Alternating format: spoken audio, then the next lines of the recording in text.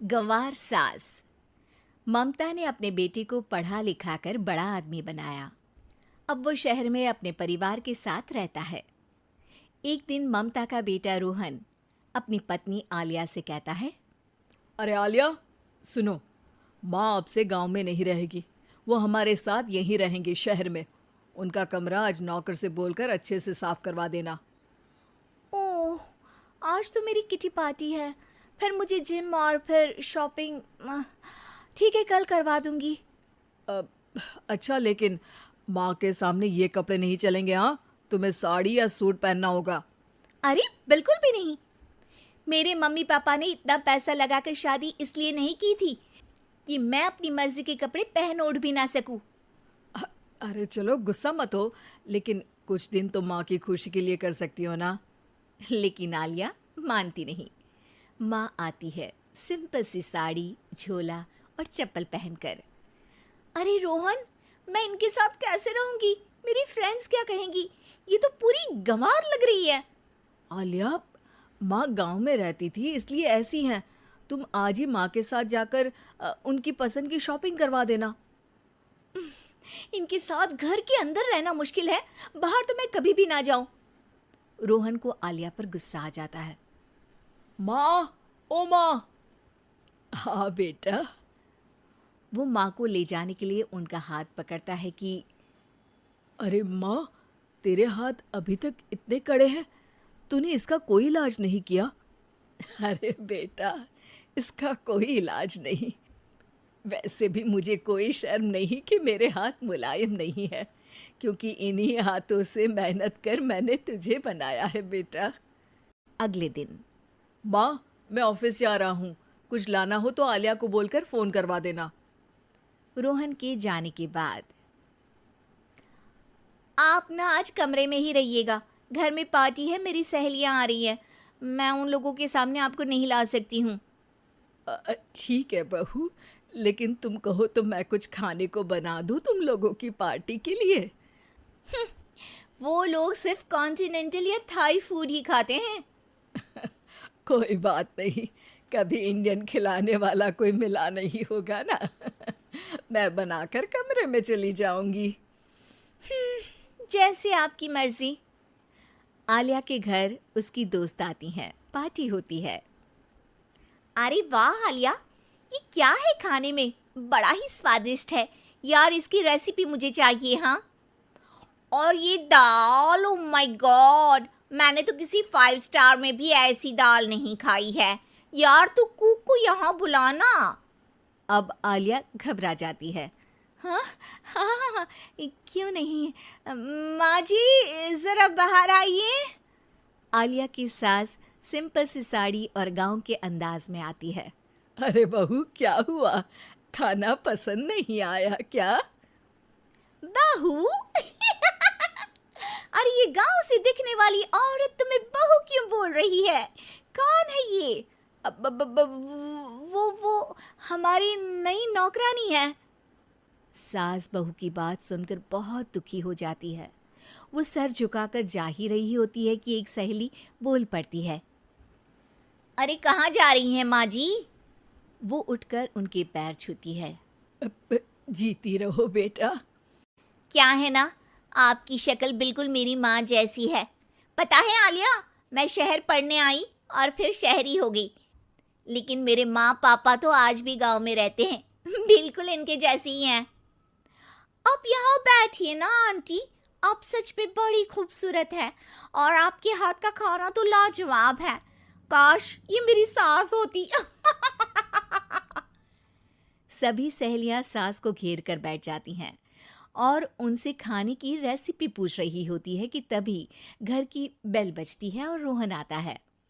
अरे क्या बात है, आज आप लोग हमारे घर में? और ये लोग तो मुझे आलिया से ज्यादा माँ की सहेलियाँ लग रही हैं। क्या ये आपकी माँ है? लेकिन आलिया ने तो कहा कि ये उनकी नौकरानी है और इन्होंने भी नहीं बताया। वो नहीं बताएंगी, क्योंकि उनके लिए बच्चों की इज्जत और उनकी खुशी सबसे पहले है। मुझे माफ कर दो, मुझे इन्हें तुम लोगों से मिलवाने में शर्म आ रही थी कि तुम लोग क्या कहती? अरे अब तो हमें शर्म आ रही है कि तुम हम लोगों की सहेली हो। हाँ, जो माँ जैसी सास को नौकरानी बोले वो हमारी सहेली नहीं हो सकती। ये बोलकर सभी वहां से जाने लगती है कि सास बोलती है, आलिया की तरफ से मैं तुम लोगों से माफी मांगती हूँ। उसने जो कहा उसके लिए मैं उसे माफ करती हूँ। अब तुम लोग भी उसे माफ कर दो, क्योंकि अगर तुम लोगों ने उससे दोस्ती तोड़ी तो फिर मेरे हाथ का खाना कैसे खाओगी? नहीं नहीं आंटी, जरूर आएंगे, लेकिन अब आलिया की नहीं बल्कि आपकी सहेली बनकर। बहू और बुलेट। घर के बाहर फट फट फट की जोर से आवाज हुई। सीमा को लगा कि पटाखे फूट रहे हैं। वो डर के मारे घर से बाहर निकली। देखा तो सामने योगेश यानी कि पतिदेव एक बुलेट बाइक पर बैठे हैं। अरे डर गई क्या? बाइक लेकर आया हूँ तुम्हें घुमाने के लिए। सच में? मुझे लगा पटाखे फूट रहे हैं। अरे पटाखे भी फूटेंगे और मिठाई भी बटेगी। माँ को तो बुलाओ। माँ भी बाहर आ जाती है। अरे योगेश बेटा, इतनी जल्दी आ गया? और ये गाड़ी किसकी है? साहब की है? हाँ माँ, तुम्हारा बेटा साहब से कम है क्या? मेरी ही है।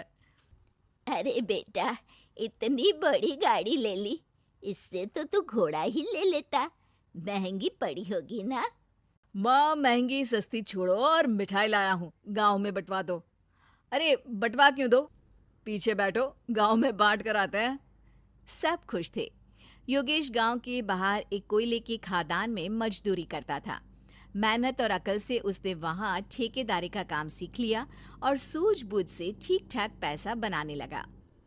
गांव में बात फैल गई कि योगेश के घर धमाका गाड़ी आई है। ऐसी गाड़ी पहले कभी किसी ने गांव में तो देखी नहीं थी। योगेश और माँ गाड़ी से वापस घर आ जाते हैं। बेटा, बाबूजी ऊपर से देख रहे होंगे और आशीर्वाद भी दे रहे होंगे तुझे। वो होते तो उनको भी घुमाता माँ। पूरे गांव में नाच नाच के मिठाई बांटने जाते। जैसे मैंने नाच नाच के बांटी थी जब वो अपने लिए एक साइकिल लेकर आए थे। बस बस, बाबूजी दो बात भी सुनाते कि फटफट वाली फटपटी ले आया। सीमा आगे कहती है, अपने लिए तो ये गाड़ी ले आए और मेरे लिए? अरे ये गाड़ी तुम्हारे लिए ही तो है। पक्का मेरे लिए है? अरे पक्का तुम्हारे लिए है। अगली सुबह जब योगेश सो रहा होता है तो उसे बाहर से गाड़ी की आवाज आती है। वो घबरा कर चिल्लाता है, चोर चोर, मेरी गाड़ी ले जा रहा है, चोर चोर। माँ भी जागती है और योगेश के साथ दरवाजे की तरफ भागती है। जैसे ही दोनों बाहर निकलते हैं तो देखते हैं कि सीमा गाड़ी चला रही है। अरे बहू, नाक कटवाओगी क्या? ये क्या कर रही हो? अरे गिर जाओगी, ये क्या कर रही हो तुम? सीमा गाड़ी को रोक कर कहती है, सारे गांव में घुमा लाई, कहीं नहीं गिरी। क्या? सारे गांव में घुमा लाई? अरे लोग क्या कहेंगे बहू, सोचा क्या एक बार? यही कहेंगे कि कितनी अच्छी गाड़ी है। अरे तुम्हारे बारे में। हाँ, कहेंगे ना कि देखो कितनी अच्छी गाड़ी पर बैठी है। बहू गाड़ी रखकर योगेश और सासू माँ के पास जाती है। तुमने कब गाड़ी चलाना सीखा? हमारे बाबूजी के पास पुरानी स्कूटर थी, सीख ली। फिर स्कूल में एक मास्टर जी भी ऐसी ही गाड़ी लेकर आते थे, उन्होंने सिखा दी। हाँ, स्कूल के मास्टर आजकल यही सब तो सिखा रहे हैं। पढ़ाई का कुछ सिखाते तो कुछ भला होता। अरे बहू, अब गाड़ी मत चलाना। हमारे परिवार में कभी किसी औरत ने पीछे से आगे की सीट पे आने की हिम्मत नहीं की है। तुम भी मत करना, समझी? जी, समझ गई माँ जी। सीमा सास की बात सुनकर चुपचाप रसोई में जाकर उदास होकर खाना पकाने लगी है। सास सुबह सुबह मंदिर से पूजा करके लौट रही होती है। तभी उसे दो औरतें रोक लेती हैं और कहती हैं, अरे बहू को थोड़े अच्छे लक्षण भी सिखा दो। गाड़ी चलाने निकली थी, गांव की मर्यादा का कोई ख्याल नहीं है।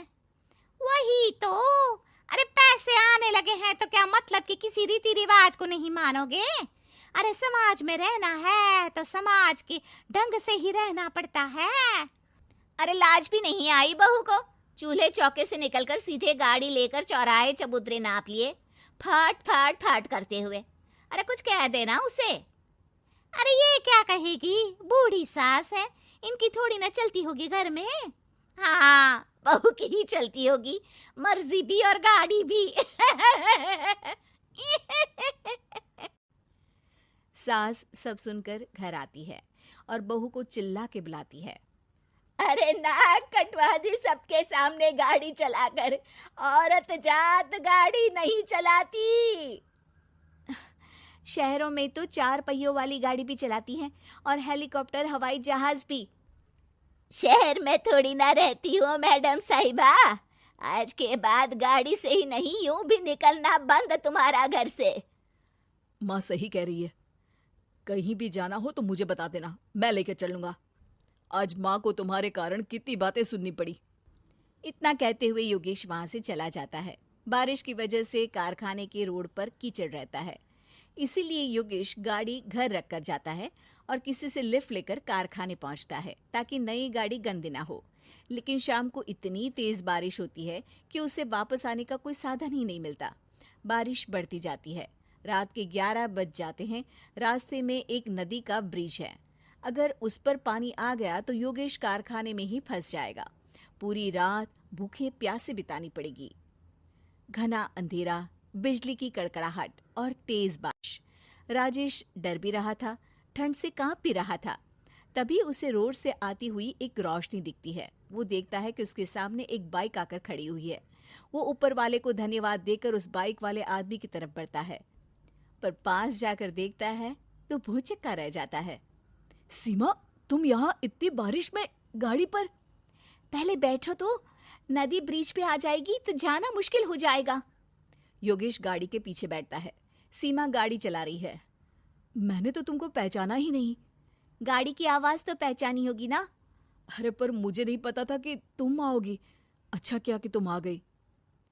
माँ नहीं आने दे रही थी, पर हमेशा पति पत्नी की रक्षा थोड़ी ना करेगा, पत्नी को भी तो करनी चाहिए। योगेश को सुबह अपने किए पर पछतावा होता है। उसकी आंख में आंसू आ गए जो बारिश की बूंदों में बह गए थे। उसके बाद सीमा को सास ने और योगेश ने खुशी खुशी समाज की सीमा लांघने की मंजूरी दे दी। अब वो जहां भी जाती फट फट फट गाड़ी पे ही जाती।